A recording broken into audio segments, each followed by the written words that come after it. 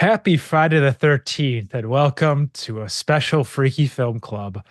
I'm your host, Jeremy Jordan, and I am joined by Damon and Mike tonight. How's it Hey going? guys. Hi. So so today we are checking out the one Jason movie that I have not covered throughout this entire time that we've been covering movies. And the reason for that is mostly because it's kind of like it's got a stain on it in the community, and it's kind of had a stain on it in our life. Like, it's been my least favorite film. This and Jason X. The movie, of course, I'm talking about is Jason Goes to Hell, the quote unquote final Friday.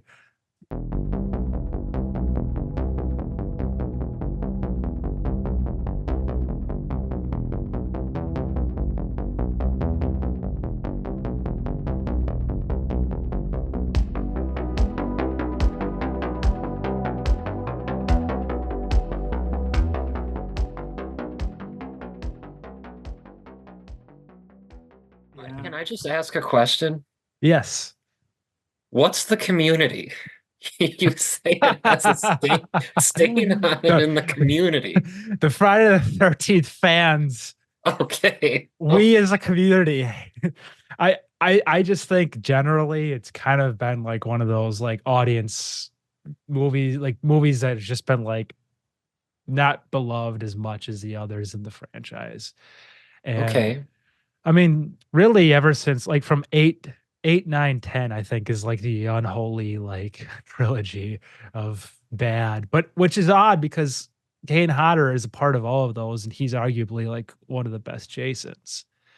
So, and he's like kind of a fan favorite Jason. So it's like he didn't really get to be in a lot of great films, but tonight we're going to take a look at this and see if it actually is as bad as people say, and if it's as bad as I remembered or if we remembered. I don't know if, well, let's talk about first time watch experiences. Was this your first time, Mike? Yeah, I it was. I mean, you gave me the film. Oh. Um, Yes. I didn't have it. I only have the first Friday the 13th film in my movie collection. Uh, and I have a different take on this, like, well, different perspective too, because you're like probably one of the biggest Friday the 13th fans I know of, and I'm not. I mean, they're okay. I'm just not a huge fan. And I hadn't seen this movie, and I wasn't even aware that it was disliked in the community.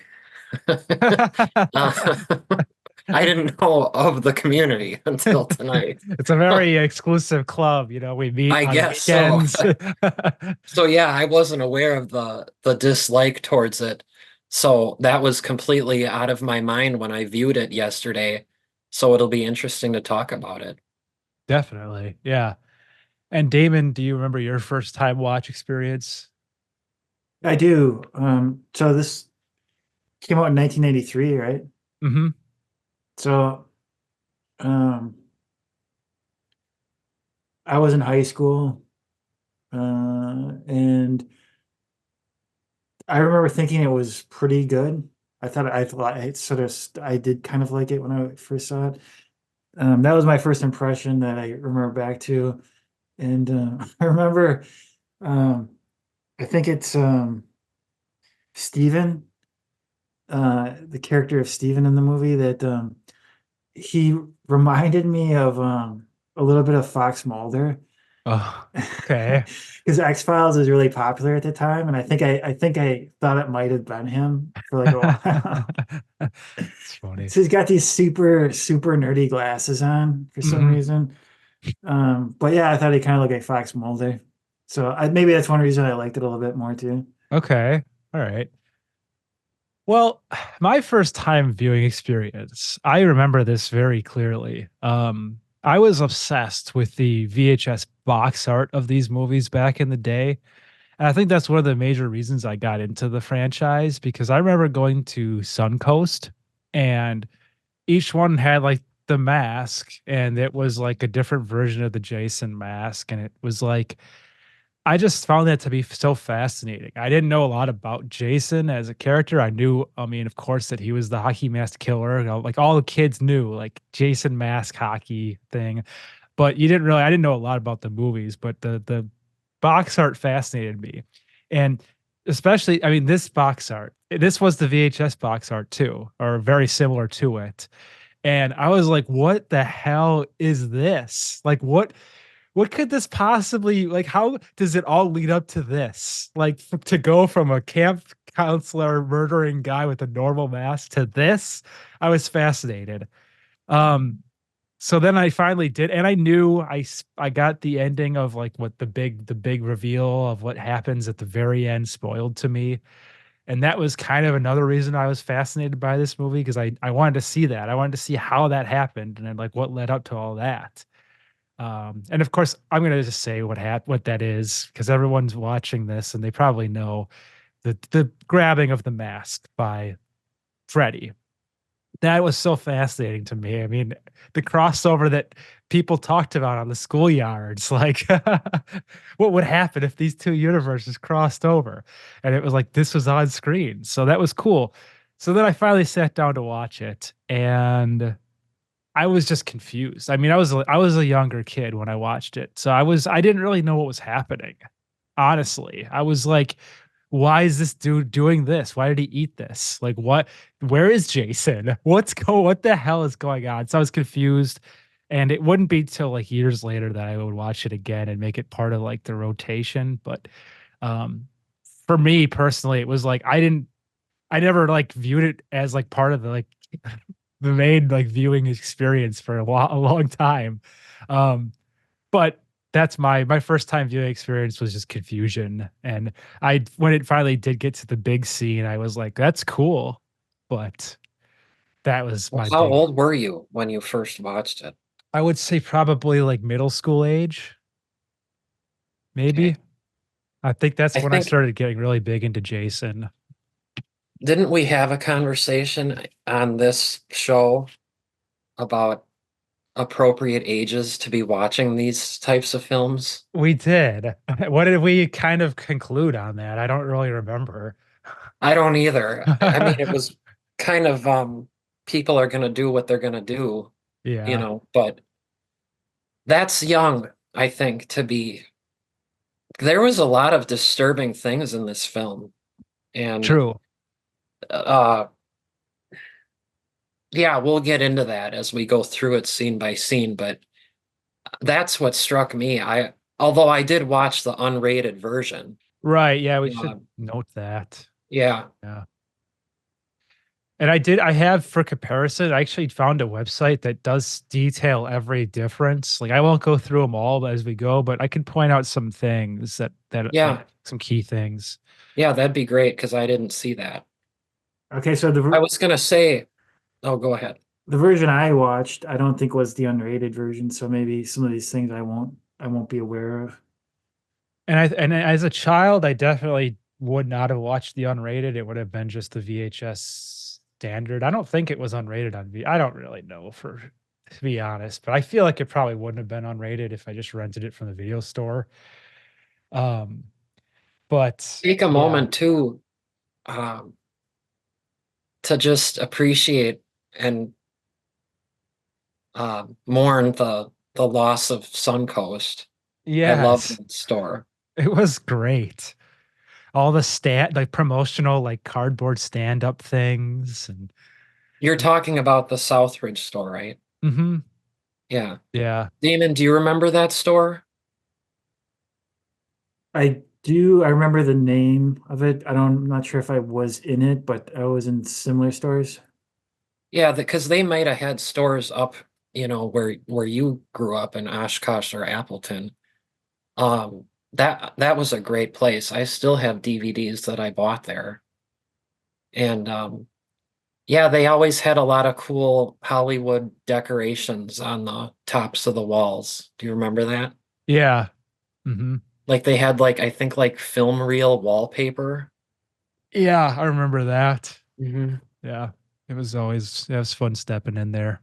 Hmm. Yeah.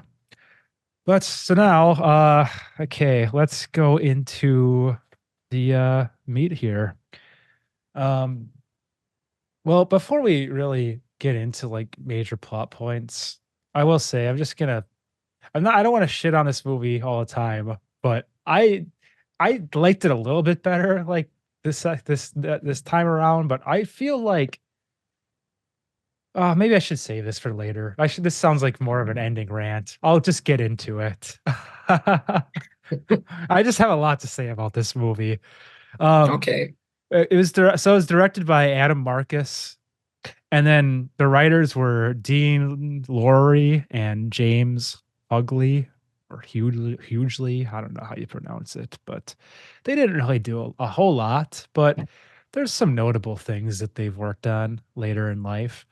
This director, he was like a really young guy, and he was picked out by I think Cunningham himself, and he'd worked on other productions in like other capacities, but just not in a directing sense. And apparently there was this this movie like it went through a lot of stuff. Like originally like they wanted to have like a Tommy Jarvis storyline. Like that dude, the main guy with the glasses, was supposed to be more like the Tommy Jarvis character. Um but they didn't get I don't think they had the character rights because this was the first time it was under New Line. So like they had the rights to Jason, but like that was it. They couldn't even say Friday the 13th. That's why they had to call it Jason Goes to Hell the final Friday. So Hmm. like it was specifically just the Jason character. So that Well, hey, complicated. Yeah. I thought, and again, I'm not familiar with the series, so I thought that Tommy Jarvis's character was continued in the fifth movie. He was. What Yeah. happened with him in that? Um well, that was if I remember correctly, wasn't the ending of that like supposed to like it was like left open? Like they kind I of don't made know. well, I think they left you believing that he could have been the next killer. But then And they then sort that of was the like, last time we saw him? oh no, because he's also in the sixth one. Oh, okay. Yeah, so he comes back he's the reason why Jason comes back in the sixth one. Because Okay. Tommy digs up but he's played by a different person every time, so that's why it's a little confusing. So Hmm. he's a young kid in four, then that's a weird generic mentally ill guy in the fifth, and then the sixth guy, he kind of reminded me of Emilio Estevez actually a little bit in the sixth Okay. one. But he he brings Jason back, and it actually I thought the Tommy Jarvis stuff was a cool story. Like I thought it brought a lot to the franchise and kind of gave people some more to like cling on to and like gave people a character they could like root for or relate to other than just a killing machine that was Jason. But um yeah, I don't know why it's I don't really remember the ending of six, like how they kind of capped off the Tommy Jarvis thing. Do you remember, Damon? I kind of He throws the makes the chain and throws it around Jason's head, and oh Jason yeah. sinks to the bottom of the lake.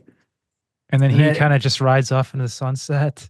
pretty much he's kind of hooked up with sheriff's daughter. Okay, It kind of yeah. suggests that they have a relationship. So Um, it would have been cool to see him come back all the years later and see what catch up with him, but instead we got this. So again, and this was the ninth film, right? Yeah, Okay. it's Because just so interesting. you know, we'll see it as we talk about this. I've only seen the first four movies and the beginning of the fifth. So I don't know anything about the fifth, how it ends. I never saw the sixth, seventh, or eighth. sure. And then I saw this one. So I'm Yeah, not familiar with a lot of this franchise. that's This film pretty much stands alone. You don't really have to have seen the previous films to understand it. yeah. But it is Yes. interesting you brought up the fact that there was all this these lawsuits, or not lawsuits, but who owned the rights to what. in terms of this franchise. And I've known you guys since the fall of 2009. And the last Jason movie that there was in the spring of 2009. So the entire time we've known each other, there's not been a Jason movie. And it stems from the fact that there's all these lawsuits going on as to who owns what right and everything like that. That's crazy. Yeah. But hopefully it sounds like a lot of that's going to be coming to an end and we're getting the Jason universe. And I think Cunningham is actually like part of that. So it should be interesting. Um, but yeah, so let's dive into this. So this is a great intro. It starts out with a woman headed to a cabin in Crystal Lake. It's very typical. We get the very typical music. It's looking like a Jason movie. She goes in, starts to try to get settled in, and Jason pops up. And Jason starts to chase her, and she leads him out of the cabin, and he chases her into the woods. And then it turns out that this is all just one big setup because she's working for the FBI. She's an undercover like agent, and this is kind of just a bait. And Jason gets surrounded by a SWAT team, and like crazy because they actually did it. It's like who would ever thought that like that's how you would deal with a killer? Like that's always the thing. It's like why don't they just do this? And then they did it. So that was cool to see. They take a ton of shots at him, and eventually they just blow him to pieces. That's like a ton of different like SWAT team members, FBI, whatever. They're all just blowing him a bit to bits. And from a distance, there's a mysterious guy. It's a bounty hunter. We don't really know that. Kind of has that look to him, but he's watching from the distance, and he's like, "You think he's dead, but I don't know." Yeah. And If you the whole see, movie would have been just like the beginning, it would have been cool. yeah, 100%. But unfortunately, it doesn't stay that way for too long. And they So this, just a second, this Duke character, that was a new character at that moment. No one knew him. yeah, Okay. yeah, which is yeah. But yeah, there actually wasn't the first time that they had a Jason like bounty hunter because I think that came up in one of the earlier films, which I wish they would have like leaned into actually even a little harder. But I think it was like it was early. I think it was like this. I want to say like the second one or something. There was like a Jason like bounty hunter dude because he was like getting revenge for like what happened to like his family member. Oh Am yeah, I making yeah. that? Yeah. Okay. No, yeah, Yeah. that's right. That's So that right. was cool. I wish they would have done like more stuff like that. Like people like driven to like hunt Jason because of things like just I don't know, that's cool for sure. But um this movie now goes into like a I always thought this intro was cool too as a kid, where you cut back and forth between like the intense title sequences and then the coroner like dissecting the charred remains. Can I bring up a point too here? Uh, I have a friend who works at a university in Youngstown, Ohio. So that's where this autopsy takes place. Hmm. And so Crystal Lake is located somewhere in New Jersey. And so I would estimate it's probably at least 10 hours by car, that from Youngstown to so apparently like how does Jason walk back Yeah, that's like Youngstown, Ohio to Crystal Lake in New Jersey? That doesn't make any sense. that needed to be spread out between like four films. Yeah. That's a long Well, journey. there's more to it than that. Just a quick thing too. If just a little like movie relation thing. What was that movie called that came out earlier this summer that we all saw that was like Jason inspired? Oh, in a violent nature. Yeah, if Oh, they and did that, no, it's the In a Violent Nature. If they did that movie it would have taken him with the way he walked, it would have taken him like 60 days. Yeah. Well, 60 months actually to get back to Crystal Lake. Yeah, that's for sure. But I was Oh, gonna say too, the uh since we're talking about the realistic components, I found it interesting too that he opened the body bag and his parts are like still smoking. And oh it's like yeah, that wouldn't have been happening. But right. I get it. It's supernatural. Nothing's explained. Yeah. But that was, isn't it weird that like the coroner didn't even question that? Yeah, That coroner definitely. was like the most relaxed medical examiner I've ever seen in my life. Yeah. I especially I mean, it was Jason. Like I would have been Right. nervous. Like, yeah. Well, and then too, he's like, I don't think that he'd be allowed to just be sipping a soda while he's going through the body parts and giving his summation, you know? Yeah. Does seem like a really laid back environment. Oh, but And then they yes. had the heart just sitting in like a little tray. Oh yeah, yeah. That's really yeah, nice. Oh, and so also before they showed hit the coroner, the two security guards. I think one of those guys was Kane Hodder. It Oh, was, yeah. So we get another cameo from Kane Hodder. Um, so yeah, the intro continues to roll while he's going through this, and eventually what happens is he like just becomes possessed by Jason's heart, still beating heart, and he just like consumes it. And like, oh, it's like, okay, this is stupid. I'm sorry. This is like Jason fan fiction at this point. This whole, I mean, I guess here's what they should have done. If I were making a movie called Jason Goes to Hell, you start the movie off with Jason in hell, like making a deal with the devil. And like he maybe has to battle his way out of hell, or like to get out or to get a life back, he has to kill so many people in this amount of time before midnight. And then you just play it out like a normal Jason movie, but like an extreme version because it's like more is on the line. And Jason's even more pissed than usual because he just got out of hell. Like that's not hard. That's you can still follow the simple Jason formula. Like instead of what is this shit? Well, Okay. you described somewhat that's the plot of Freddy versus Jason That's in some true. respects. Yeah, that's true. Yeah.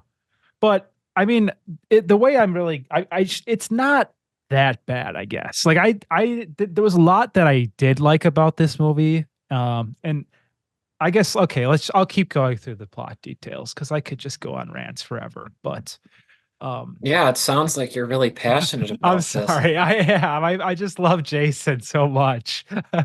Well, as a someone who's again not involved as you are, that was sick. That scene. That was really disgusting. That was a really disturbing thing. I was repulsed when I watched that scene. That was gross. I was like, Yeah. wow, I didn't know that they're really going this far.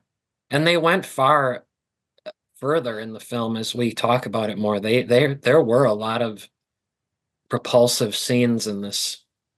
And I kind of expected it a little bit knowing the nature of these movies, but Yeah.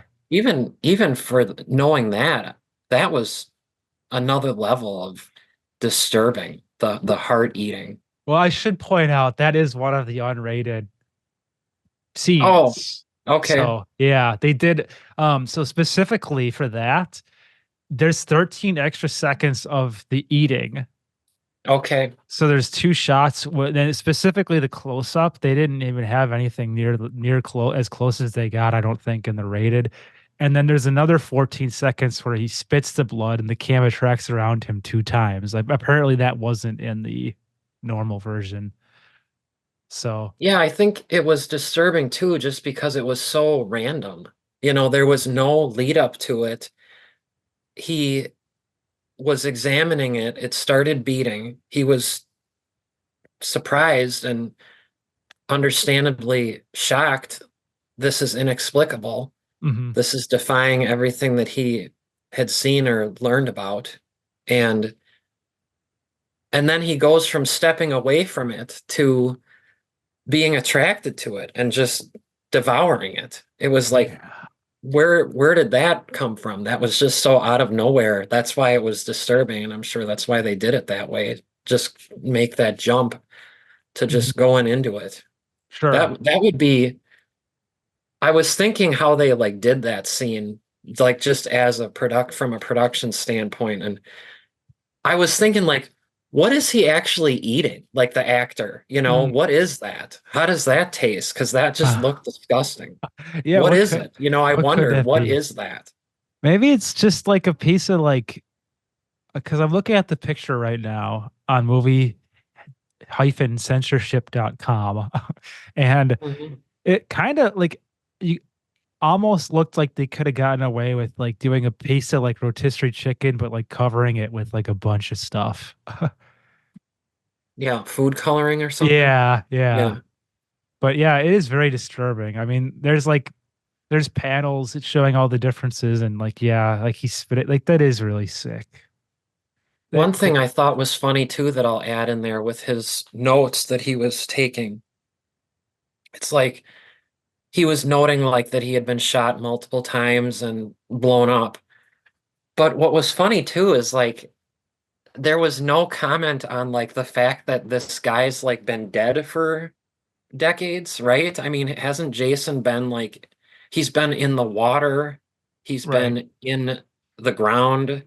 You know, he had been like dead and resurrected so many times, and there was no reference to that. Like, you know, this guy's skin doesn't look normal. It's stuff like that. Yeah, it is weird that they didn't really go in that. Yeah. There isn't a lot of consistency with like things that well, sometimes there is though, but sometimes there isn't. But like that one dude later on though, he did say like he's gonna he could be reborn again. So that guy knew he at one point had come back. What But guy? Who I think it said was that? the bounty hunter who said that Okay, when he that's was who I thought you explaining. were Yeah, thinking of. Yeah. yeah. But yeah, it is weird. Like it's so obvious too. I mean, his head is like bulbous and like brain matter is Right. like Right. surrounding the mask. Like, yeah. That coroner really had a vibe of like he had seen that before. You know, like this is routine. Yeah. I've done multiple, you know, people being blown to bits, Yeah. autopsies. Yeah. Just another work day. Yeah, right. Are we Uh, going to talk about too the killing of the assistant? oh yeah, yeah, for sure. So yeah, the assistant comes in. Um, and he gets what does he have? Like two like probes or something? Yeah, And he just stabs him. the main coroner stabs Yeah, him. the main coroner, who is Yeah. now, which we are all to assume at this point, has been taken over. The part about that scene that I found funny was just that I know he didn't see his face. He didn't actually look at him until the very last moment, but like Mhm. he looked like a mess. Like he had blood like all over his smock. And like the assistant saw that, you know, Yeah, and he never yeah. questioned like, why do you have blood all over you? You know what I mean? Maybe like this guy has always been known just to be like such a character that this is like expected. He's just messy. He drinks I soda all the guess, yeah. time. The assistant had some real tough words for Jason. You What did he know? say? I don't remember specifically, but you know, he gave him the finger and he's like, Yeah, suck on this and stuff. yeah, Tough guy. yeah, yeah. Also, we know that the coroner has now become Jason because like these balls of yellowish orange light come Yeah, come out of the remains of Jason and go into like his chest. that's true. So that's how it's official. Yeah. So then although he also takes out the two guards, um, and then we learn we get introduced to the bounty hunter Creighton Duke through a news piece, and he explains that Jason will go from body to body, and he knows the only way to kill him, and he's like putting like a money sum up, like I think it was like 250,000 or something, if and he'll bring Jason back, like Yeah, it he'll seemed kill like a him. very reasonable amount. Yeah, To get Jason once and for all. Like the amount that they spent on that raid probably was more than $250,000 yeah, when they blew him up. definitely, yeah. And then You like know, there were some things I wanted to bring up about that interview. mhm. Um, with the bounty hunter character Duke, again, this was a new character, right? Like he wasn't in any of the other Yeah, movies. Okay. completely, yeah. So a couple things stood out to me about him. Number one, I kind of off the bat didn't really like this guy because why isn't he a good enough person just to get Jason on his own? If he's the only guy who knows how to get him and kill him, he's going to be greedy and Well, cash in on it. it's hard You know, out that there. doesn't make him likable in my book. You know what I mean? Yeah, Like yeah.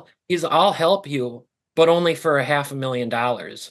If you can't offer me that, well, so what if 20 more people get killed? That doesn't make him a very likable guy. And then the other thing too, what was with his he was like oddly sexual. What was with that? You know, what was that weirdo comment about the guy asked me, he's like, I'm gonna say this and I what's the first thing that comes to mind? And he says Jason Voorhees. Hmm. And then Duke says something about a comment about a little girl putting a hot dog in a donut hole. Oh What? yeah. What was that? That was so weird. Yeah. And there was no context. It wasn't explained.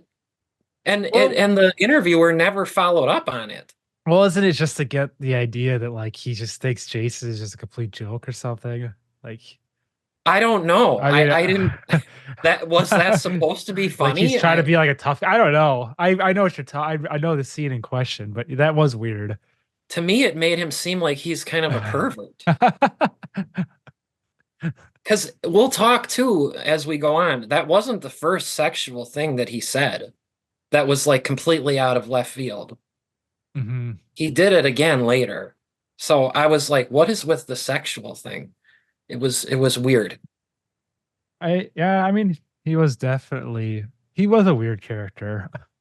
I just Yeah. don't know how he really. They didn't explain very well how he knew all that stuff. I was gonna say that too. That's a good point. Is that I was wondering that is how does he know this?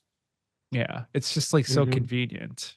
But They should have had a scene where like because it's Friday the 13th, they can make up anything they want, mhm. and we'll just go along with it. But Yeah. they could have done that. They should have done that. Just have a little scene like explaining how he is privileged to this knowledge. Right. Yeah. I mean, even if it was something stupid, like he went into like the archive of like the Voorhees family records and it talked Right. about the dagger. That Like sounds good. something. Let's go with that. Yeah. Just something. But Right. yeah. Um, but so this news thing continues and unless there's anything more you wanted to talk about with this bounty hunter, but Not right um, now. okay, so this continues, and we do get some more information on him and the whole process, and Jason jumping from body to body, and then we get to the uh the diner, and I like this. So the this was I thought really kind of a cool touch where they have like they're celebrating the death of Jason. So like Yeah. I love the idea of like a small town like being in on it and having like it reminds me of like how Roswell like has like aliens like put up at like the local Walmart. It's like Mm, they've got the Jason burgers and like the Jason hockey mask hanging up. It's like it, exploitive, but they're celebrating, but it's like this Yeah. quirky little, yeah, it's cool. What Um, was the sale? What wasn't it called? The Jason is dead 2-for-1 yeah, burger sale? yeah. And she was like criticizing how the patties looked, or like, Right, right. yeah. So She that's, explained that if you poke the holes into the patty, then that's how you get the second burger for free. Hmm. yeah. So yeah, we are introduced to some of these characters at the diner. The uh waitress is what's her name? Deanna, and Diana. Diana. Diana Kimball. And we learn that she's a Voorhees. So I think she's like the half sister. And I was going to ask you, was she was not in a previous movie? No, they don't see, they didn't really the whole Voorhees thing, they didn't really touch on a lot. I mean, I think there's a reference to Jason's dad, Elias, like every Mhm. once in a while, but they just Okay. don't dive into the lore that much at all about the Voorhees, which was another cool thing about this movie. Like it was interesting to get to dive in because yeah, of course he's gonna have like siblings or there's gonna be more Voorhees people. So yeah, that was neat, but the way they went about it was interesting. So that was the first time we saw this character. Yeah, as Okay. far as I recall, yeah, I don't think there was no mention of this character. And she was said to be Jason's sister, right? Jason's sister, yeah. But Okay. then I also read it's kind of I read two conflicting things. I thought they directly said sister in the movie, but I Hmm. read then in one of the plot like things online they said half sister. Oh, yeah, But I thought they said sister too. I thought so. Okay, yeah. All right. So we'll go with sister. Um so we are introduced to her. Creighton Duke stops in and informs Diana that he needs help, and she has to be the one to help him. Um, And I then that's when he gave another sexual comment. and what's that? I just remember him saying that he said something sexual to Diana, and then it was said as like a slight to her boyfriend, who I thought was, if I got this right, like that elderly sheriff was her boyfriend, right? Like he was like 60 and she's like 40. I think that's right. Yeah. Am I Yeah, getting that right? Because that's one yeah, thing I noticed right away is like they're dating. It's yeah. That was odd. I mean, yeah, it's a small town, so there's not much you can choose from. okay. I But yeah, he had mean, made a sexual comment as a because that's why the sheriff threw him out of the restaurant. Or at least that's what started it. mm. That's what got him mad, is that he made an inappropriate comment I- towards Diana. yeah, I remember that. I don't recall what it was He actually has specifically. he has him arrested, actually. Yeah, I thought it was something related to oral sex. You Okay. know, that's what Yeah. I heard, Yeah. I thought. Yeah. And that set him off. I mean, you know, m- Hmm. makes sense that it would, but Hmm. and, yeah, he gets arrested. Uh I wrote also underneath this whole description, I wrote CD, great character, wasted potential. So Who? it's Creighton Duke, great Oh, character, oh. wasted potential. Um, so Steven now heads over to, oh yeah, so we also are introduced to Steven, This is the one that I who thought is, looked like Fox Mulder, except yes. with super nerdy glasses. Why do you think that you placed those glasses on him? I mean, I don't know. I mean, That is the kind of glasses people wore back then. Uh, if they're nerdy people, that's what they did. Well, he Maybe, was nerdy. I Yeah. got the impression he was kind of nerdy. I uh, kind of got that vibe too. Like they wanted us to give like he was sort of like an underdog. Yeah, Like, yeah. because I was gonna say, I might be getting too ahead here. Are we at the point where he, It was just about where he's like driving to Diana's. okay, yeah. Yeah. He never do that dancing or whatever he was doing again. That was, I was like, God, that was cringeworthy. Yeah, That definitely. was, I was like, stop. Yeah. And so I There's think to that point, I think he is supposed to be, like you said, he is supposed to be viewed as somebody who you wouldn't expect to do what he ended up doing later in the movie. He ended up being an important character who fights off the possessed people. mhm, And that wasn't expected by me. I mhm. thought he was a dork, you know. Yeah. I mean, I agree. He seems like the kind of person that could easily have been dispatched within like the first Hmm. 10 minutes. Right, right. So it's funny that you mentioned the dancing because there's like a history of like bad dances in this franchise. Oh, Like, is there? yeah. The famous one that comes to mind is the part Crispin four. Glover dance. Yeah. It's classic. Okay, yeah, I probably For saw that. the I don't video remember it. people out there, I could try to replicate it. I think it was just a lot of spasming. He's just like going Okay. like this. Is that when everybody was dancing Yeah, in the house? yeah. And he Okay. keeps calling his friend a dead fuck. But Who was, which movie was it? We're getting a little off track here, but which movie was it where that tall redheaded guy was in? He was kind of dorky, but um they I think it might have been part two. They went to that bar yeah, and he did yeah. something funny. I remember him, he like kind of like poked fun at a local.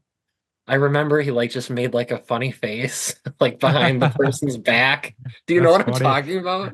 Not specifically, but I could Okay. picture like that kind of I could see that scene totally being there. Yeah. Yeah. I think that was part two, but Yeah. They did go to the bar in part two, so yeah. yeah, I think that was the one. They like all piled into a Volkswagen Beetle. Yeah. Yeah. Yeah. And Kevin Bacon gets pushed down. Oh no, that's in the first one. Kevin Bacon. Hmm. Yeah. All right. So let's Okay, go so back dancing onto is known to yeah. be It a, a theme. it is, yes. And there's also an awful robot dance later. Okay. Yes.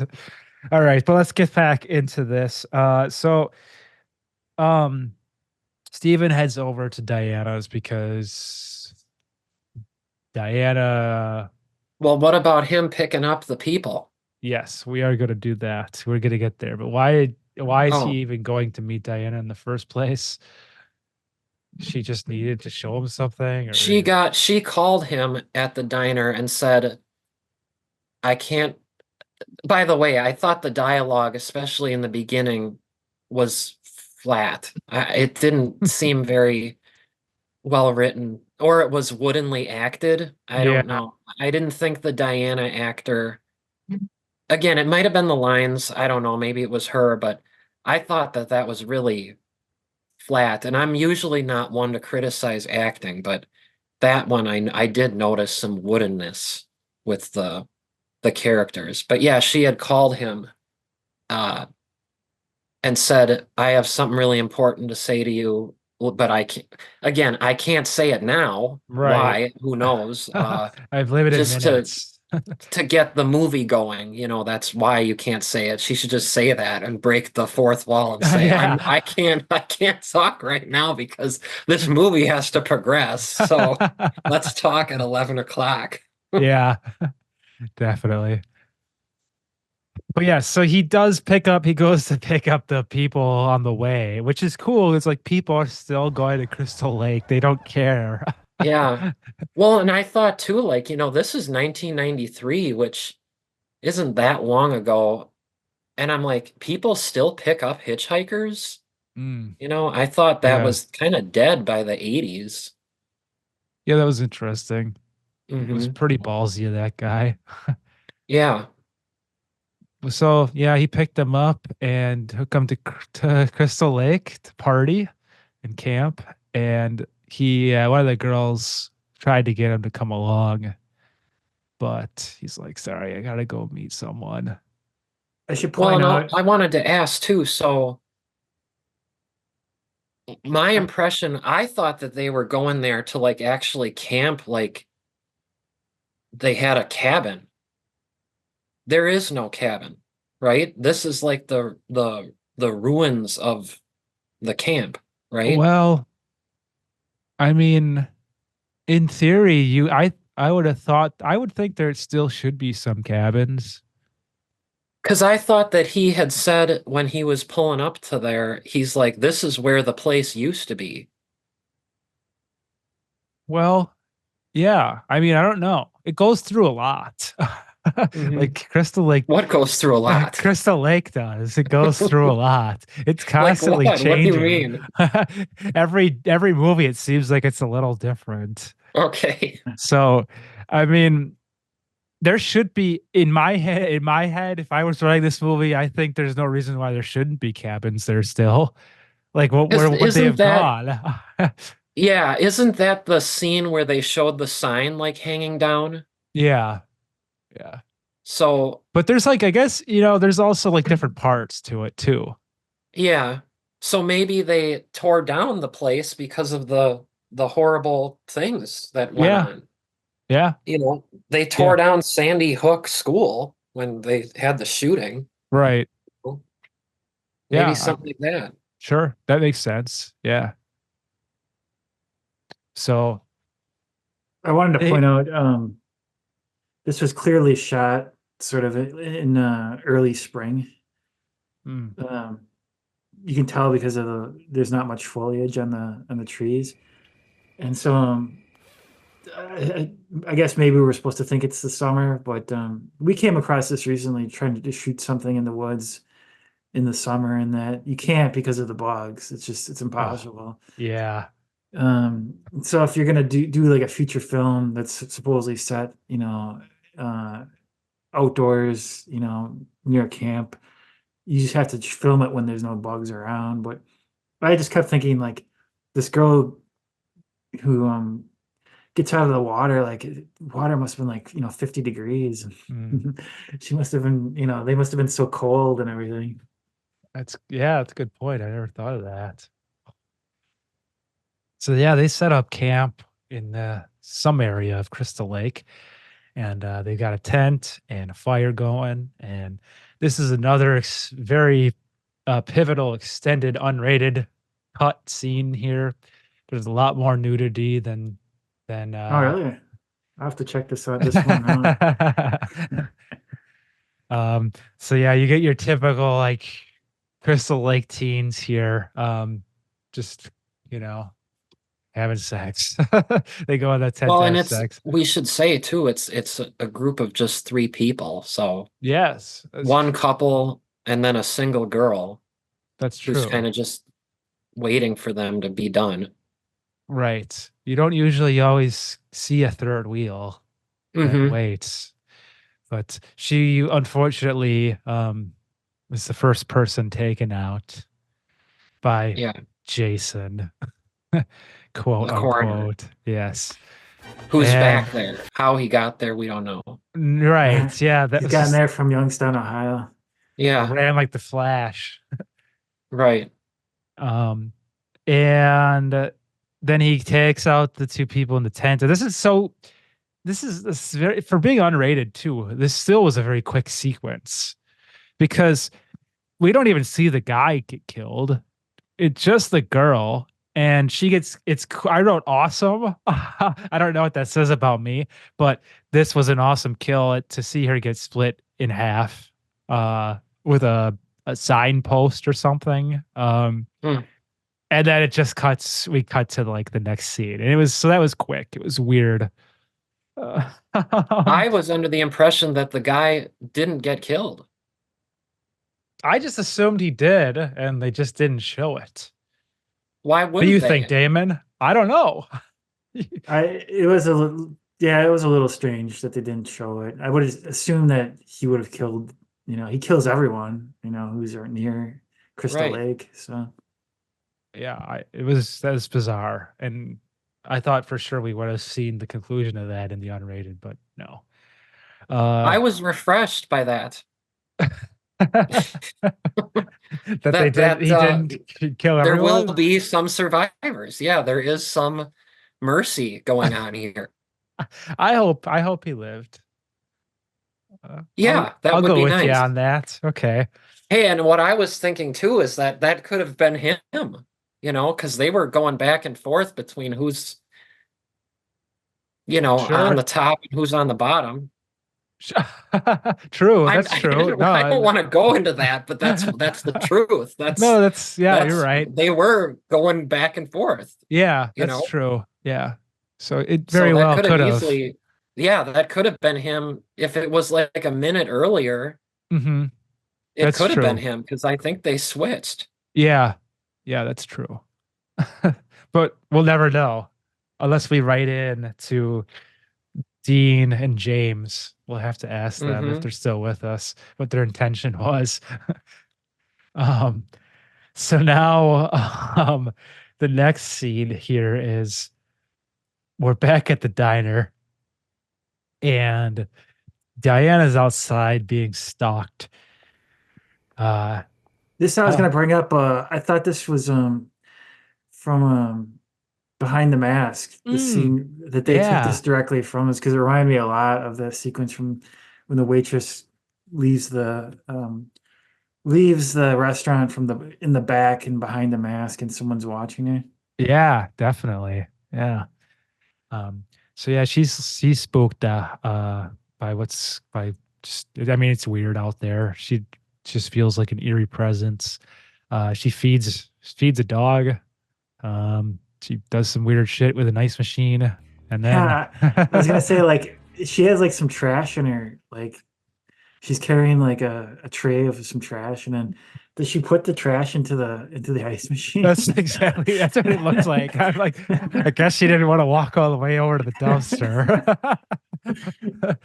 That was really weird. But yeah, then an officer comes out, um, and kind of puts her at ease a little bit, but it doesn't last long as the um well, the officer is with his like girlfriend, Yeah. and so she like gets slammed into a car door. Okay. Yeah. That part I was going to point out. Up until that point, I was taking the movie seriously. Um, and I wasn't really liking it at up until that point. Because I thought it was kind of just like all the other Friday the 13th movies, which are just senseless killing. And when the way that they shot that scene and the way that they edited it, where they just show the camera like walking fast up to this woman from behind, and then clearly it's a fake like doll. They slam the door frame into her head. It's like this brief 1 second shot. It looked so fake. Yeah. It At was so that silly. at that point, I realized that this movie kind of is not taking itself seriously, and I started liking it more.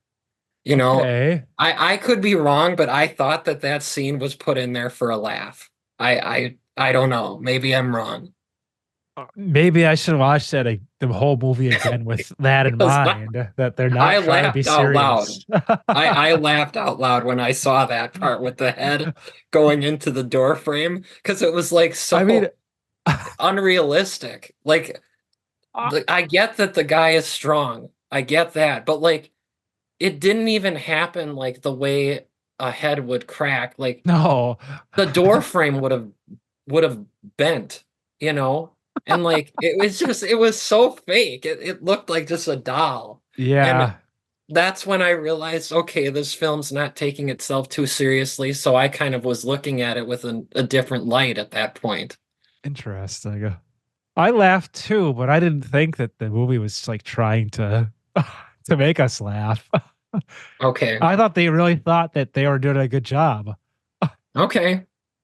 Yeah, I'll But tell you more why I believe they weren't taking themselves too seriously as they go on. But okay, all that was right. the first moment for me where I'm like, okay, this isn't like your typical Friday the 13th movies, which I've thought they are taking themselves seriously. Um, Interesting. We should you should watch part 6. okay. Yeah. Yeah. Was that a different tone? Very like self-aware movie. Like Okay. they break the fourth wall a lot and Oh, Jason is okay. like a character. Hmm. Yeah. Okay. Yeah. But yeah, so yeah, that happens. That's silly. And then I don't really I think Diana just kind of gets away. Yeah, But there was no like it went from that who was a coworker, right? That woman was a coworker. yeah, but then the next scene that we see is uh this officer who was with the girl who is Yeah. now strapped to a table. Like, okay, there's a Right. lot of questions with this because first of all, like, why did he have to shave him? Yeah, I was gonna ask you that. I thought you'd be the expert on Jason. I'm not Um, sure what's up with that. Maybe because it just looks better behind the man. I don't well, and what's know. weird too is that he shaved parts that didn't need to be shaved. Maybe the only reason now that we're examining it, I'm thinking maybe that was only done because it's tense, he's putting a blade to his neck, you Yeah, know. But he didn't have a beard. There was nothing to get rid of there. yeah. And he just had the mustache. And I was laughing at that scene too, actually. That's Mhm. another example of why they kind of overdid it the way the way the actor handled that, the way, when he's laying on the table saying like, you know, I forgot some of the lines that he said, but I thought that scene was kind of acted comically, you know. Yeah, Um, totally. but yeah, I I thought agree that with you that. might have had some insight on the shaving thing. I really wish I did, but I don't. I don't really know why he did that. Do you, Damon? I just to make it tense, yeah. I mean, I don't. Yeah, because there's no like lore or anything related to like Jason needing to have like a clean shave. I don't Well, and know. the only thing I can think of is maybe this is a really weird theory that I'm sharing here, but maybe there's like, because we know now, I didn't know at the time what was going on, but we know that that's how he passes on the creature Mhm. is mouth to mouth.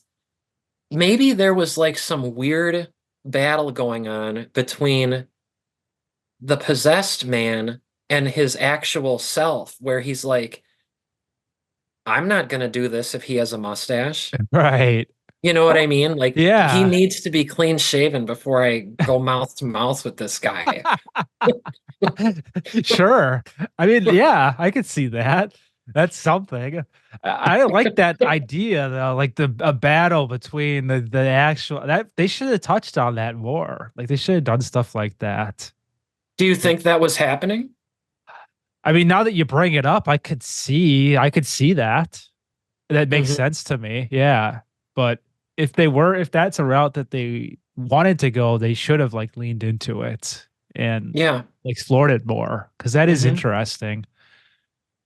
But Hmm. um yeah, so that is a weird scene. I mean, the dude ultimately he does end up getting possessed and so now he's now the new Jason and he's out on the hunt.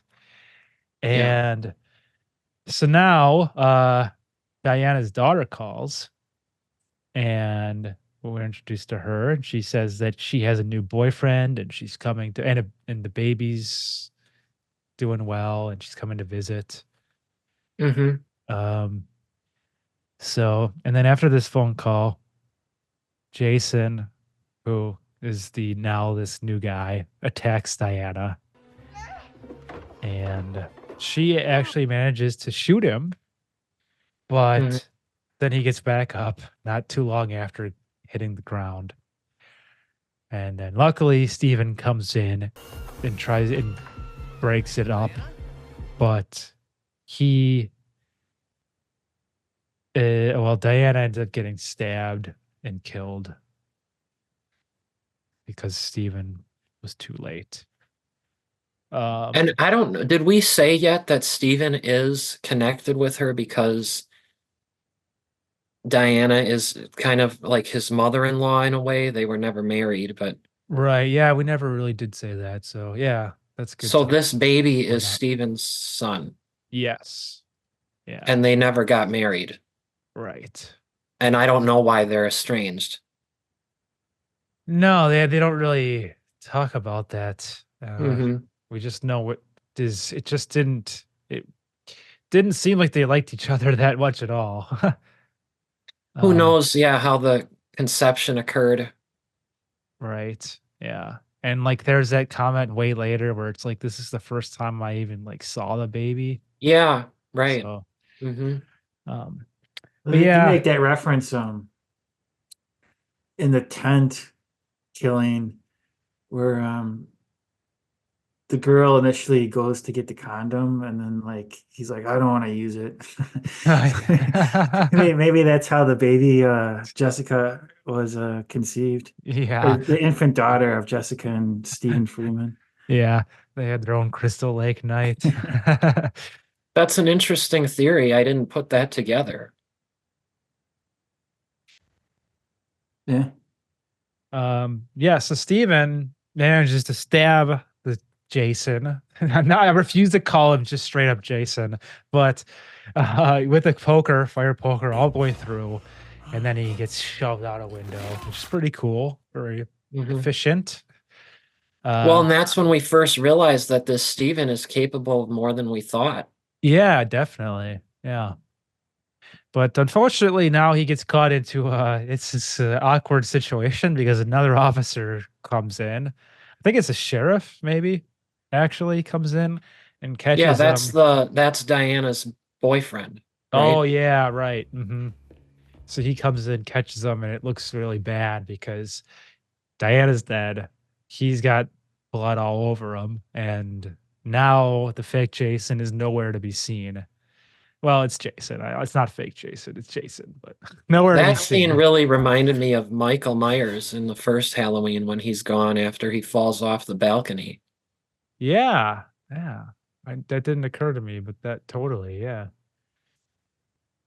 So he's taken in for, well, he's arrested. It's not just for questioning, but that Hmm. the one guy does believe him, but he's like, hey, we got to figure out a way. I know You you mean didn't do it. the one cop? The one cop, yeah, the one Yeah. cop. I That was don't a remember weird his name. character. Uh, I didn't get why he was so eager to help him. I wondered, like, do they know each other from school or something? Because he was a Yeah, young officer. You know, he yeah, seemed to be the same age as Steven.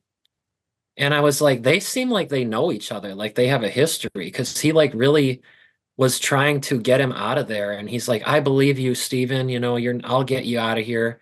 And I'm hmm, like, why would he care if he's in jail? You know? yeah. That is weird. It it's like the dagger thing. It's just like one little like explained line could have helped. Like just say like you Oh, said, I know you from school. Like yeah, I believe you. We go way back. sure. Boom. That's it. Yeah, that's all you need. Yeah. Yep. But yeah, it's too bad. There's a lot of things like that happen in this. But um and I wonder if that has to do with like how it was like taken one at one point and then like rewritten and then rewritten again and from a different writer and like it went through all these different hands and I wonder if that has something to do with it. Hmm. But yeah, so in jail, Stephen, well, that's basically it. I mean, he has that discussion with the guy and then he gets locked up. There's really not too much else to that, but Now Jessica returns home, and Wait this, a minute. He has that discussion with the guy. I mean, that's what That, I'm the quick that what we just talked about. The guy who's oh, the like, I believe officer, you. the Yeah, officer. yeah, Okay, yeah. Sorry, okay. I should stop saying like generic names like the guy, but the officer. Yeah. Yes, the officer who we may or may not have known from high school. Okay. But yeah, so now Jessica returns home, and this was another thing that like happens so fast. It's like, oh, I'm back, and the blood is still fresh, like it's still here. Someone, Yeah. a maid, who was cleaning this up? That was her friend, wasn't it? The Oh friend yeah, it that was her also friend. worked at the diner? Yeah, you're right. Yeah, that was her friend. That was an oddly Like, done scene because uh, it was it, it to me it didn't seem like the daughter had even acknowledged that that was where her mom was just murdered. Just yeah. earlier that night. Hmm. It they really again, they really rushed that scene where she didn't seem to be processing at all that her Right. mom is dead. Right. Yeah, I agree. She should have been way more affected by that. And Yeah. I mean, they had her like, oh, I don't want to look at it, but like that was the extent of it, it seemed Well, like. and they had just talked on the phone, and the phone call had ended abruptly because the mom was attacked, Yeah, right. and the daughter didn't know what was going on. Yeah. Yeah. There definitely should have been more. I mean, and Yeah, this was a short movie. Like it could have been, it would have been yeah. fine. But yeah. But she's here. Steven meets Duke. That's his name, right? Duke. Yeah. And Mhm. learns about Jason and the whole bloodline thing. Says the only way to kill him is to destroy his heart, and it must be done by Jessica. And Jessica is also the only one who can help Jason become reborn again because of the bloodline. Yeah. Are we going to So talk about how he gave him that information? yes, you could mention it. Well, that's another example of why I don't get the character. He's like a pervert.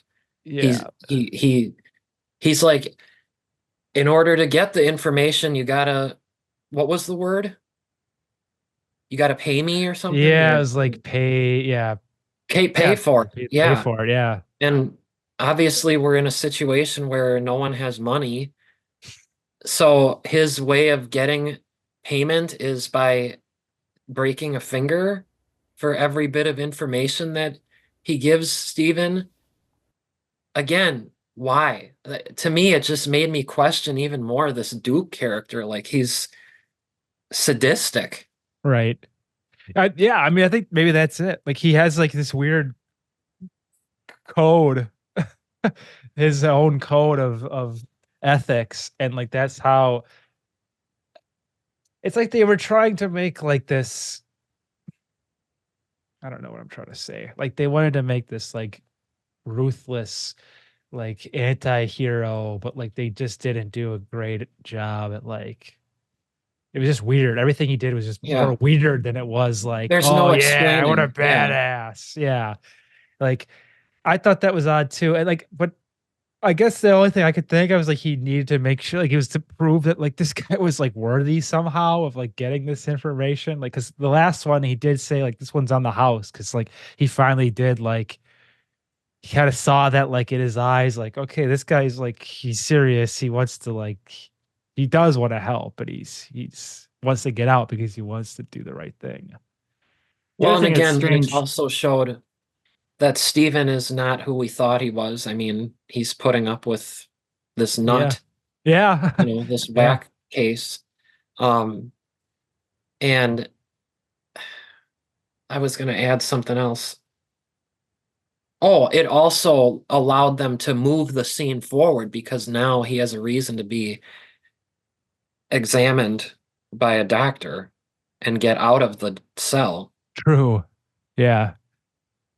the other thing I wanted to point out is Steven appears to be unaffected by his broken fingers throughout the rest of the film. Oh Like yeah. he's holding a gun and I you can't move a broken finger. It's Well, didn't he have him wrapped?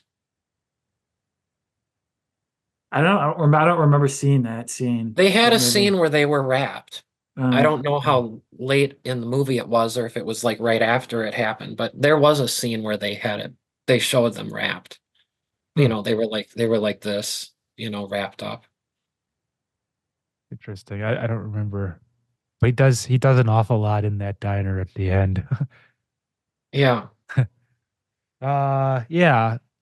But like you said, he does this helps move things along. So this helps what ultimately get him out of there because he's like, this crazy nut broke my fingers. And then Yeah. he uses that to pull the guy in and take his gun.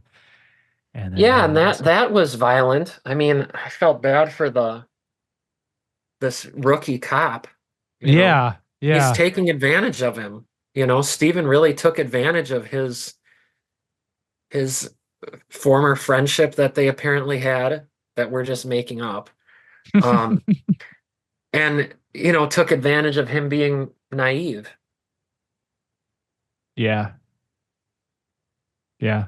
I mean, but in a battle between good and evil and life and death, what can you do? Sometimes you have to just, your moral compass gets skewed. Well, remind me how that all went down. Didn't he come up to him? The officer came up to him, and didn't Steven just kind of grab him, bash his head against the bars, and take his gun? I mean, essentially, Okay. there was, yeah, yeah, essentially. And then took the keys. Yeah, Hmm. yeah. So, but I mean, yeah, that's his poor guy. I do feel bad for him too. Uh, let's see here. So, um, there's a lot of notes here. So yeah, it turns out. So now, um, we're back at the diner, right? Sorry, I don't we'll cut this remember. bullshit out. Hold on.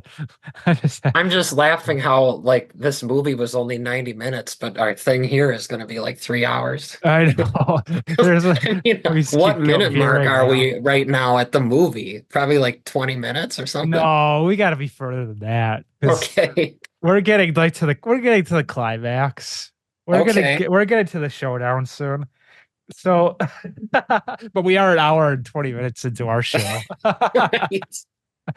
But all right, so Diana was Jason's sister, and Jessica and her baby are the only ones who can kill him. So I wrote down how would he know this shit? Like we talked about earlier. I mean, it's like this is crazy. He's just coming up with all this stuff. Like he there's some sort of like lore here that we weren't privy to. Uh Hmm. and now Steven comes up with this plan, and now back at the diner, Jessica's baby is at the diner because one of her coworkers is taking care of it. And so all the boss and this other coworker who kind of goes along with all her schemes is like they're on edge. You mean, are you talking about the friend or that guy No, I'm talking about like so now it's like who I don't know their names, but like the owner of no, the diner. who was unnecessarily just mean to Hmm. everybody? Yeah. And then her like little sidekick who was like that guy. Yeah, the sidekick was a complete dope. Yeah. I thought that was her husband. Oh, okay. That makes sense. Yeah. Yeah. But they're like I don't know. Yeah, like you said, she's just being completely off the rails and mean for no reason.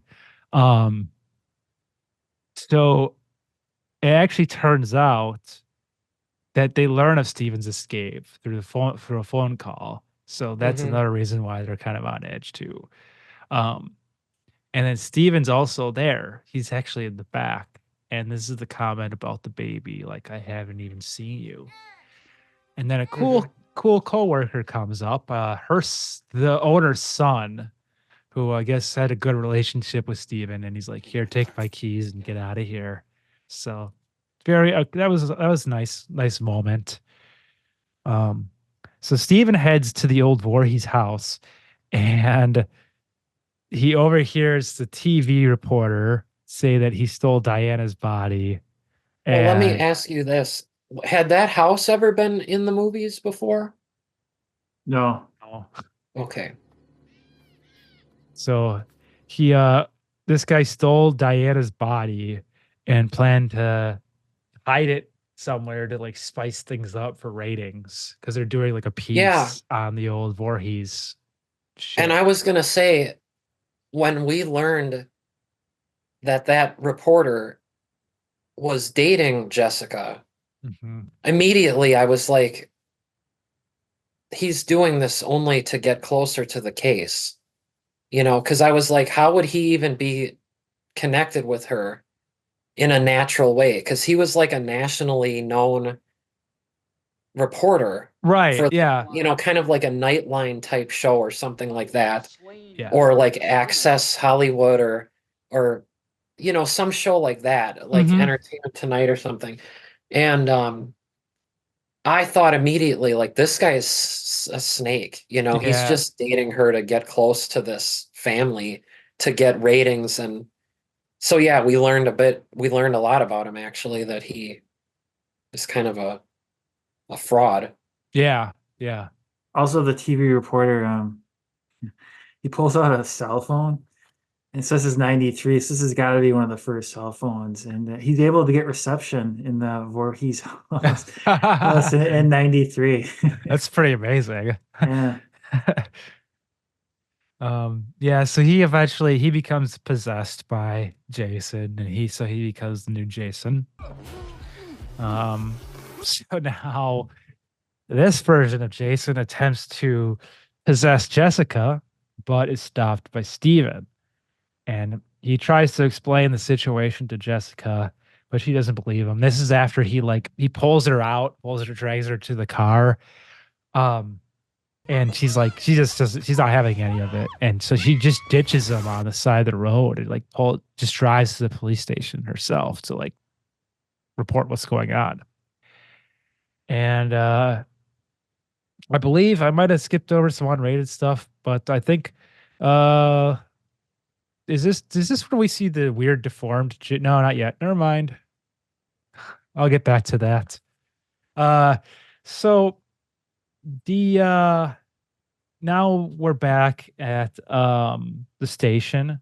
Oh no, not yet. Well, kind of. I mean, she kind of goes there to talk about what's happening, but an officer arrives to get Steven. And they actually have a really funny exchange here because it's pretty quick, but like they both have guns. And it's just like this Well, it's the really, same officer. it's the same guy. Yeah. Yeah, the Yeah. friend. And they both have a weapon now. And it's Hmm. like, it's just a really casual like exchange. Like I have a gun too. Well, and I have that's a why gun. that's another good example of why I believe that this was meant to be a light movie. Sure. Okay. That's yeah. I mean that I definitely could see. Yeah. I mean now like that you're saying it, like that scene definitely sticks out as something to me that would be like more purposely lighthearted, and Right. it actually reminds me of a scene that you would see like in part six. Like that was kind of the tone throughout that movie as well. But yeah, I like that. And he's like, just lock me, like arrest me, because he finds out that's where Jessica's at. Hmm. So like, all right, just take me in. And so Jason returns to try to get Jessica, and they're at the police station now.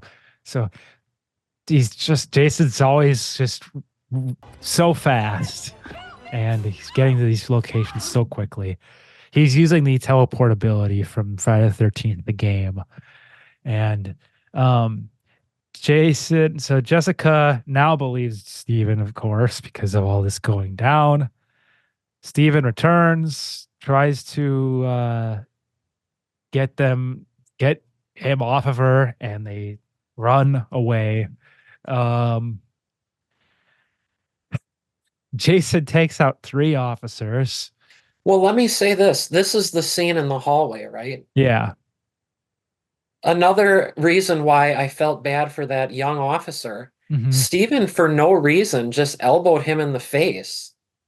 That's Do you true. remember that? Yeah, yeah, He didn't need to do that. yeah. That was overboard. Well, he didn't need to do it because we obviously knew the real threat was the reporter Yeah, possessed. yeah, I mean, he's killing people right in front of them. He like he does like a little jump through the handcuffs and then elbows him in the face. No reason. No yeah. reason to do that. He The was only just good thing was that that officer did survive. right, He didn't get killed in that moment by the reporter. right. And here's another reason too why I think this movie was meant to be a comedy. Hmm.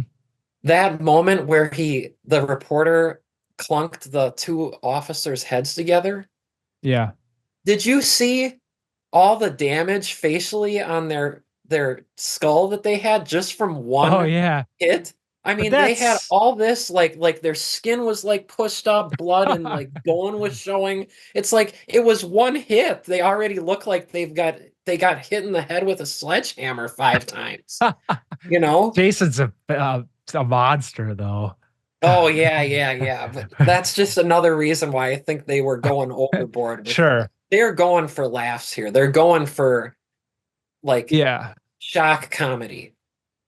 That's okay. I mean, I'm gonna watch it again with a new lens.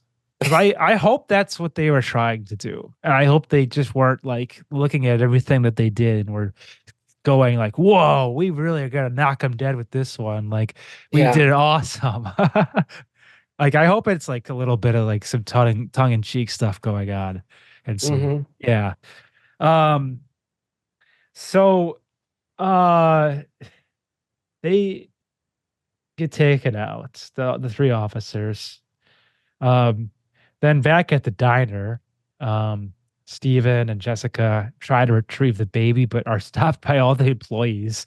Everyone's just gone nuts. They don't trust Steven. They just want to keep them away at all costs. The owner's son is given a gun to go and guard the front. Yeah. And immediately you see, here comes Jason.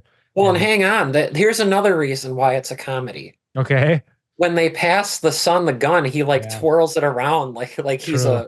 a sharpshooter. True. That yeah, That's you another reason why I think this is a light movie. hmm yeah. Um so there's a lot of chaos in this part. Like he just takes out a lot of like staff members. But it's weird because it's like I don't know, like Steven and Jessica are just kind of like there as a lot of this stuff's going down. But it happens Well, all I mean the son goes outside, hmm right? hmm And I felt bad for him. I liked that character. he was awesome. Yeah, I liked him And too. he gets like his arm snapped in half. Yeah. Um, the bone shows. Maybe that was an unrated part too. Yeah, that could be. I don't know. They aren't really some of the diner stuff is like they're the head in the fryer is longer. Okay. Um Well, let me add this too. okay. So he kills, well, I don't know if he killed the son, but he's horribly injured. And then the reporter comes in, possessed Jason comes in. I don't remember the name of that friend, the one who was looking after the baby. Any of you remember her name? I don't really remember. Because she was like holding the door closed and then she gets kind of pushed out of the way. And then, right, this is how it happened.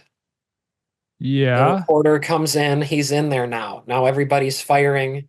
Mm-hmm. He shoves this random guy into um the horizontal door that lifts up to get back behind the counter area. Yeah. That guy, I think, was just another diner. I don't think he was a employee. Okay. Because what again, this is another reason why I thought it was a comedy at this point. That same guy had gotten up and ended up getting shot because because the friend is pumping Jason full of Yeah. shotgun shells, Uh, and the guy happened to get up and just be behind him. He got blasted that's in the booth. Did you unfortunate. notice that? I I I don't think I did at the time. Yeah, No. so he got killed from friendly fire. Jeez.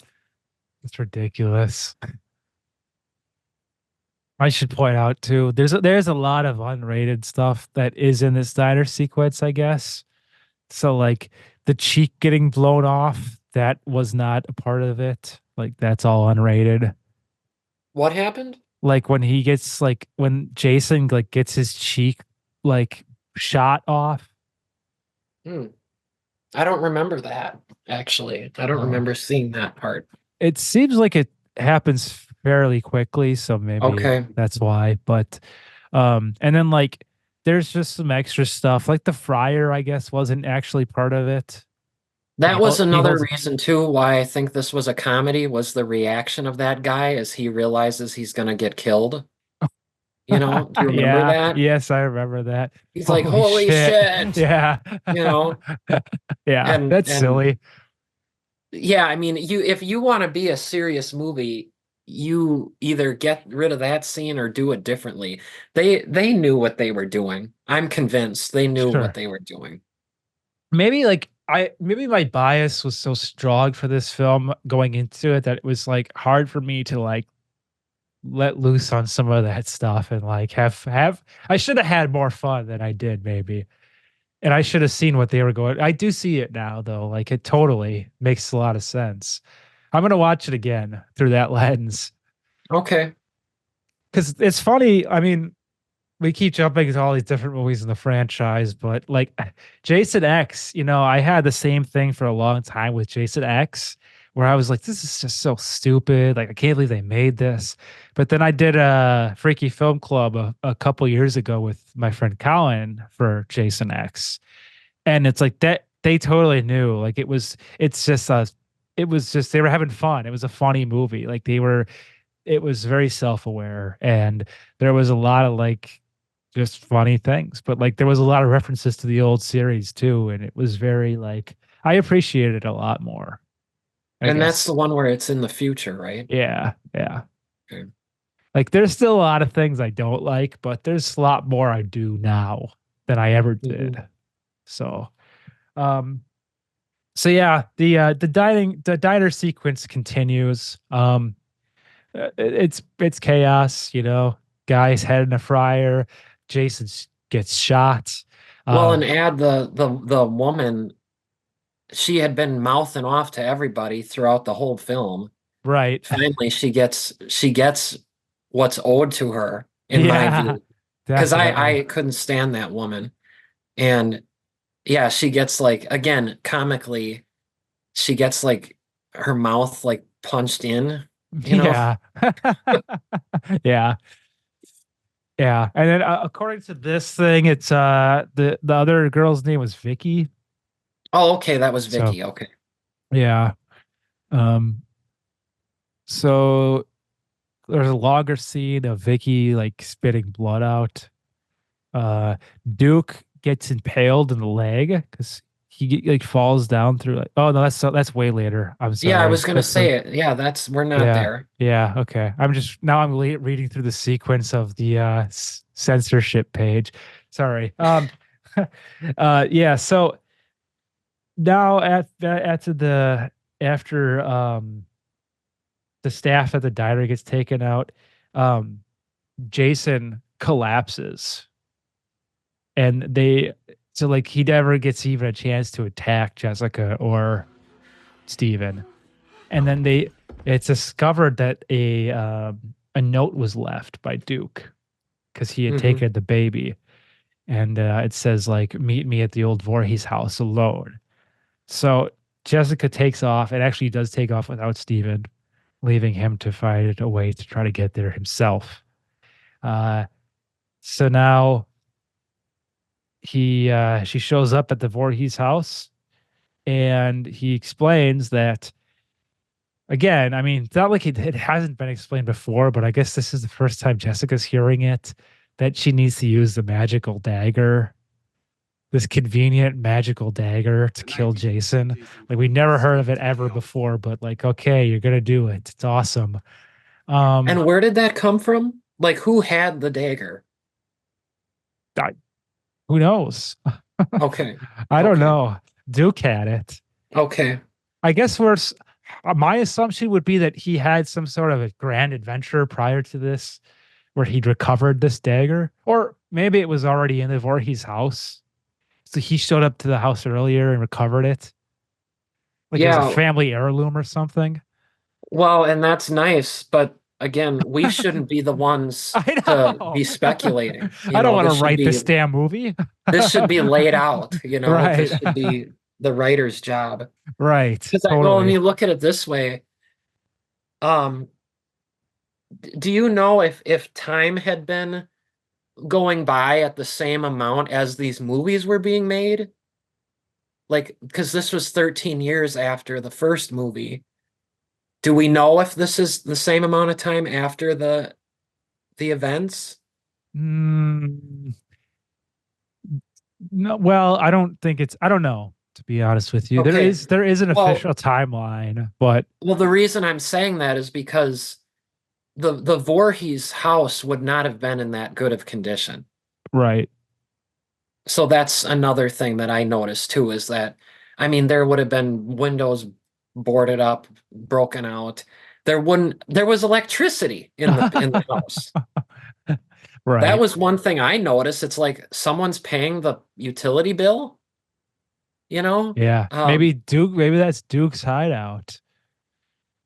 Again, we're making all this up on our own. Right. Yeah. Yeah, that's true. Like there's nothing at all has been filled in, No. um but yeah, I mean that's true. That house definitely would have been in better shape or worse shape. Mhm. Um so this is now the part where Duke actually falls through the trap door and gets impaled.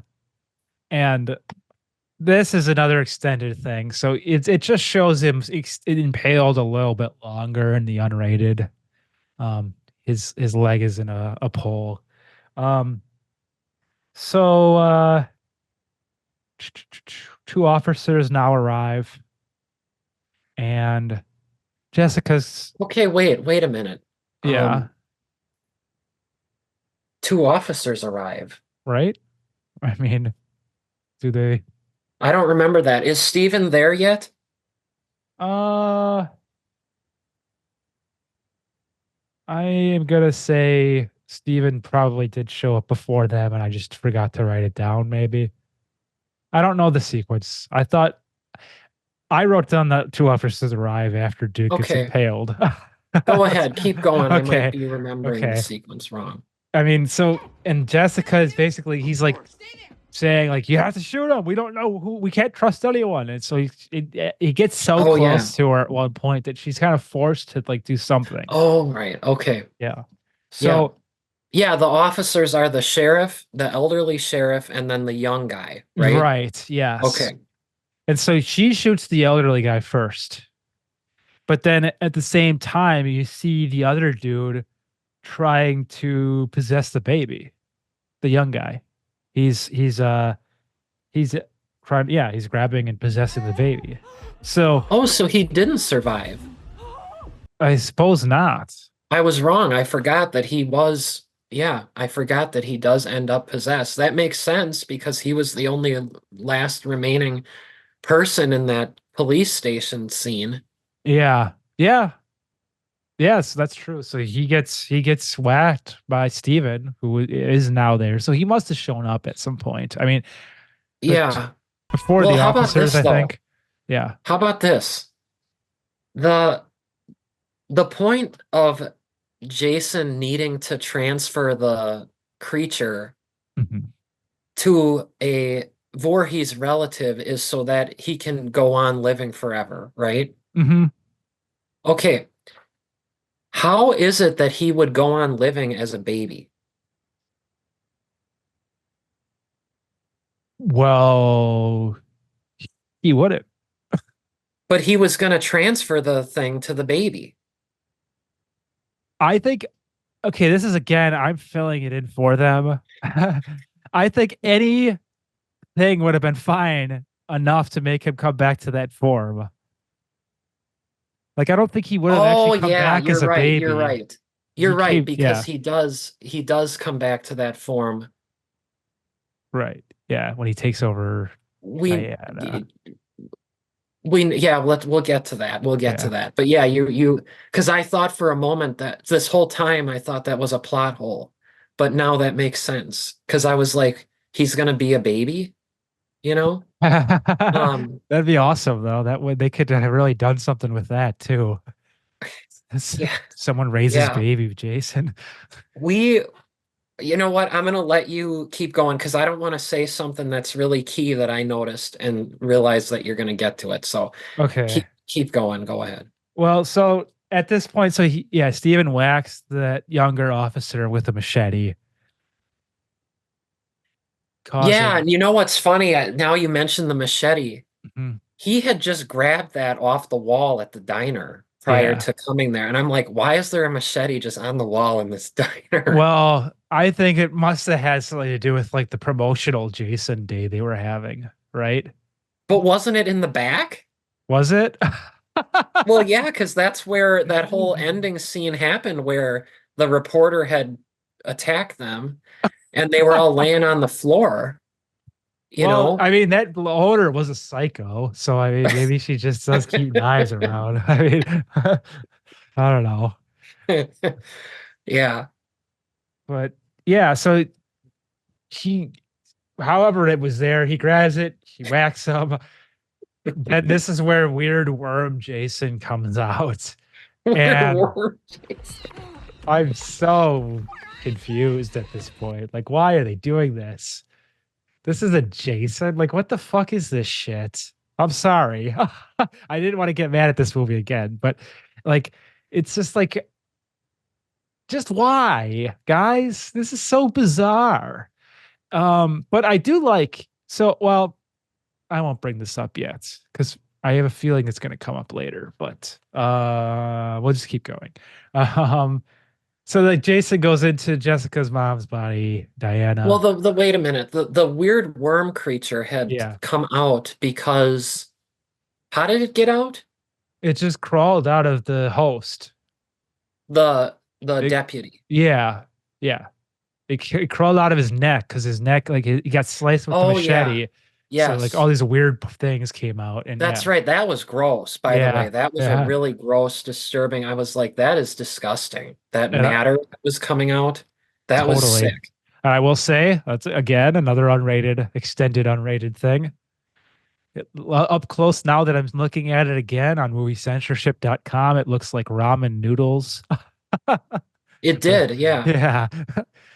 Why is it called moviecensorship.com? I have no idea. I maybe Okay. because it's comparing, like, it's like talking about the stuff that got censored in the movie versus unrated. And we got to the point because the Diana's body was in the basement. Yes. She had fallen through a hole when Stephen was hiding in the closet earlier in the movie. Oh yeah. And um we I have to say that was sick.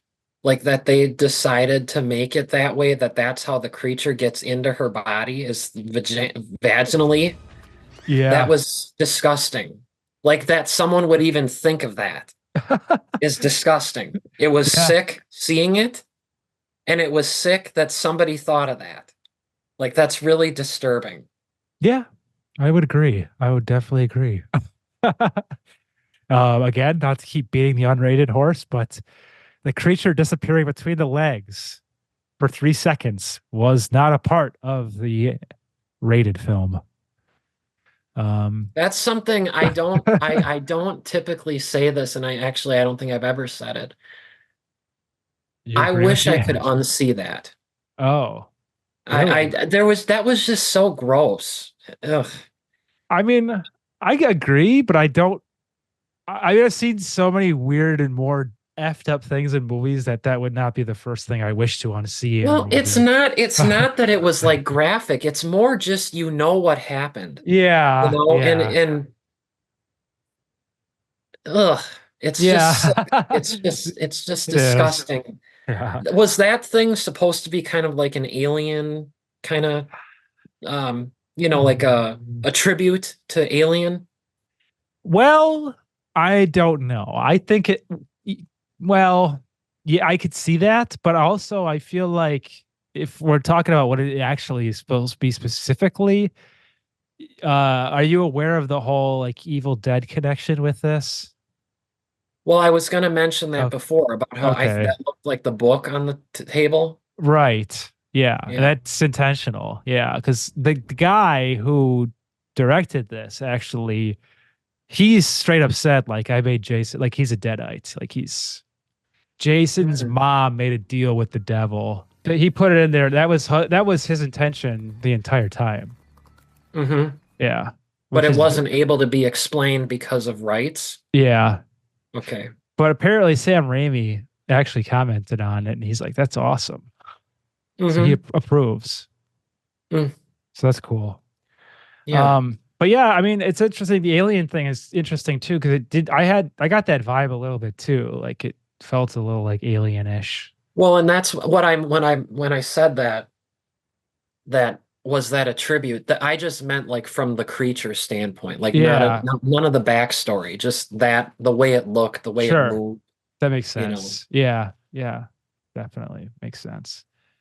Um, yeah. So then after uh finding a new host, he Mhm. finally comes back with the Jason look. And there's only like probably not even 10 minutes of the movie left, but we finally get to see Jason in all his glory. And I'm Mhm. like, the hell yeah. um, so now there's an epic battle. Steven battles Jason while Jessica tries to retrieve the dagger. And it's a pretty cool back and forth. You know, there's a lot of stuff going on outside here. They both get some good shots in. And then Jessica stabs Jason finally in the heart, and shitty CGI comes out of him, much like at the beginning, how we knew the guy was getting possessed. And then finally, Steven punches him, and Jessica kicks it in even further, and he's dragged to hell. And yes, I wrote down Evil Dead tie-in, which we talked about. And then Steven and Jessica walk off into the sunset and celebrate the demise of Jason, or so we think, because just as the movie's about to end, we see the Sandy mask get dragged down by Freddy Krueger's claws. And apparently, Freddy was also played by Kane Hodder in this one. But that's great. Cool moment there. Great way to end the movie. Everyone in the theater must have been like, holy shit. And then, Yeah, and wasn't that Freddy's laugh too? yeah, yeah. And it wouldn't be till like years and years and years later that they would finally release that film. So, I mean, people had to wait forever. That's what I was going to ask. Was that like setting up that movie? Was that their plan?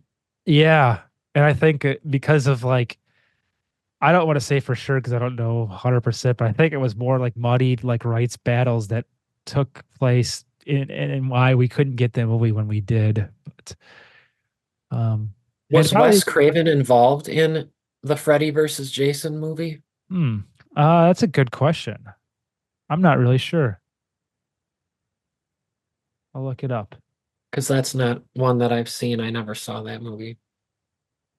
It's pretty good. I enjoyed it. Wes Craven was not involved. Okay. It was directed by Ronnie Yu, who I think did Bride of Chucky. Okay. Um, yeah, I enjoyed it. I thought it was actually pretty solid. There was some corny stuff in it, but there's Mm-hmm. when they actually do battle in it, it's pretty epic. Mm-hmm. So so that's Friday the 13th part 9. I feel like I could continue to go on like another like hour rant about this film, but at the end of the day, it's not as bad as like I had once thought it was in my mind. Well, just a second. What happened to the Duke character? Uh yeah, that's a great question. I mean, I kind of feel like they just like overlooked it. Because he was in the basement, right? Yeah. Impaled, So yeah. but not So fatally. Wasn't it no, like his leg or something? just his leg. Yeah. Okay. So he presumably could get away from that and continue to live his life. But as Yeah, far as I remember, they don't touch on that at all. they didn't. No, they left him down there Yeah, it's kind of because lazy. they're walking in the sunset. Yeah. They just wanted to so badly get to that glove grabbing him. They're like, who cares? We don't care about Duke anymore. Yeah. I don't know. Yeah, that's another thing. It's just they left a lot out that could have been solved pretty easily. You know what was weird? I cannot think of another film where the title gives away the ending, Mm, you know? yeah, Uh, that's a good point. it's kind of like, okay, he did go to hell. That's how it ends. Yeah. Yeah. I thought that was interesting. It's Like, everyone's hell yeah moment. Mm, well, I'll go with the camper kill where she gets split in half. Okay. oh, in the tent. Yeah. Yeah. Yeah. Uh, yeah, for me, it was actually that's just why I held back a little bit talking about the Vicky character. I actually was enjoying her kicking his ass, the reporter, you know? She really was giving it to him Yeah. in an unexpected way because she was kind of a minor character Hmm. and she didn't seem to be real uh, domineering as a personality because she was holding up the door and kind of just got pushed out of the way, and that was that. But then once she picked up that shotgun, she was really just pumping him with that. And then later, she kept giving it to him with that pipe. She stabbed it into him, Yeah. you know. I Yeah. didn't like that they killed her. I really I was hoping she would have continued more. But that was my favorite moment was that she became like this real powerful character, really handing it to him. I like that. I'll say when Jason's blown up at the beginning of the film. What about final ratings? Mm, I'm gonna give it 2.5 hockey mask burgers out of 5. I'll give it 2.5 nerdy glasses. What's this out of? Out of 5. Out of five. Okay. Yeah. Uh, I'm gonna say 4 out of 5. Holy And I'll crap. say oh, I had the measurement just a moment ago. Oh, 2-for-1 sales. Um, 4 out of 5, 2-for-1 sales. I actually was surprised at how much I enjoyed it. Again, I'm taking it lightly though. Hmm. Well, that's fair. I mean, again, I'll watch it again at some point through another lens, and like I said, I do Yeah. appreciate it more than I used to. Like, it's if I ever gonna do like a re-ranking, it might be a Hmm. different story if I re-ranked these movies, but still not the strongest in the franchise, and still kind of a weird, convoluted mess at times. But Jason Well, goes and to I get hell. that I get in the community that people would not really like it because he's not uh really in the film. Hmm. Jason is not really in it. It's kind of like Halloween 6 Yeah, or not 6, 3, right. Season of the he wasn't Witch. in that. Yeah. Um, but so I kind of get that, but I thought that the reason you were doing this movie was because you really liked it. So when you came in like saying, I'm not a fan, Well, it's kind of like the ugly duckling of the series. I was like, oh wow, this is not what I was expecting. But I yeah, suppose you probably covered everything already, all the other films. yeah, that's it. I mean, it's the only reason I'm doing this is it's the only one that we haven't done besides the remake. And your ratings were more positive with the other ones. Oh yeah. Yeah. The only ones that I would probably put like in the same range as this is like Jason X and Jason Takes Manhattan. Okay. But everything else is like right on the same kind of area for me. So, Okay. or Yeah. yeah, So I gave a 4 and what did you say? 2.5. 2.5? Yeah. Yeah. Yeah. Yeah. Hmm. But Wonder hopefully, what Derek and Josh would have said. good question. Yeah, I really don't know.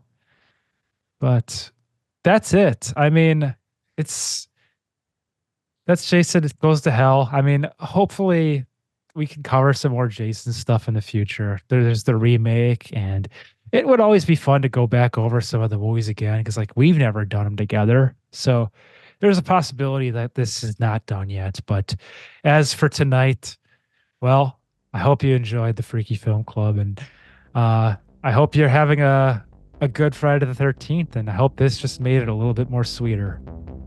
All right, everybody. Good night.